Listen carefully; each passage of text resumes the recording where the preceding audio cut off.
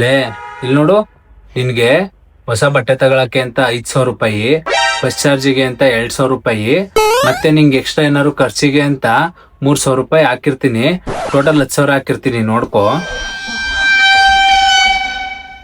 ಅಲ್ಲ, ನನ್ ಬಾಯ್ ಬಿಟ್ ಕೇಳಿದ್ರು ಒಂದೇ 1 ರೂಪಾಯಿ ಬಿಚ್ಚದವ್ರಲ್ಲ ನೀವು.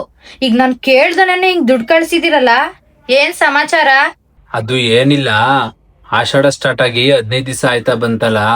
ಪಾಪ ನೀನು ತವ್ರ ಮನೆಗೆ ಹೋಗಿಲ್ಲ. ನಾನ್ ಅನ್ಕಂಡೆ ನೀನ್ ನನ್ನನ್ ಕೇಳಿದ್ರೆ ನಾನ್ ಬೈತೀನಿ ಅಂತ ನೀನ್ ನನ್ನ ಹತ್ರ ಕೇಳ್ತಿಲ್ಲ ಅಂತ. ಅದಕ್ಕೆ ನಾನೇ ನಿಂಗೆ 10,000 ಹಾಕಿದ್ದೀನಿ. ನೀನ್ ಆರಾಮಾಗಿ 1-2 ತಿಂಗಳು ನಿನ್ ತವ್ರ ಮನೆಗೆ ಹೋಗ್ಬಿಟ್ಟು ಬರೋಗು, ಸರಿನಾ? ಅಯ್ಯೋ ನನ್ ದಡ್ಡ ಗಂಡನೇ, ಮದ್ವೆ ಆಗ್ ವಸ್ತ್ರಲ್ ಅಷ್ಟೇ ಆಷಾಢಕ್ ಹೋಗೋದು ಎಲ್ಲಾ ಹೆಣ್ಮಕ್ಳುನು. ಮದ್ವೆ ಆಗ್ 3ನೇ ವರ್ಷಕ್ಕಲ್ಲ. ಹಂಗಾರೆ ಈ ಸಲ ಆಷಾಢಕ್ ನೀನ್ ತವ್ರ ಮನೆಗೆ ಹೋಗಲ್ವಾ? ನೋ ವೇ, ಚಾನ್ಸೇ ಇಲ್ಲ. ನಿನ್ ಬುದ್ಧಿ ಗೊತ್ತಿದ್ರುನುವೆ ನಿನ್ನ ಒಬ್ಬನ್ನೇ ಇಲ್ಲಿ ಬಿಟ್ಬಿಟ್ಟು ನಾನ್ ತವ್ರ ಮನೆಗೆ ಹೋಗ್ತೀನಾ? ಹಂಗಾದ್ರೆ ನನ್ ದುಡ್ಡು ಅದು ಹೋಯ್ತು.